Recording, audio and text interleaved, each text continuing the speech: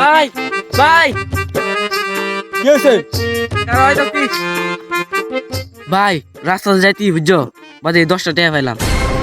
হ্যাঁ 10টে পাইছস? যা কইছস কইছস, আর কেউ তো কইস না। চল দুজনে মিলে 5টে 10টাকা খায় লাগে।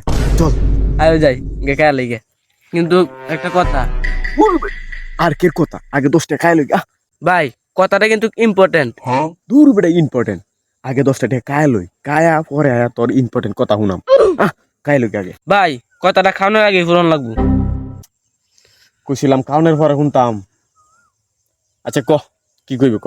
তুমি যে বেলা রাস্তা তাইতাছিলা এবেলা এই টাকাটা তোমার পকেট থেকে ফুসছিল।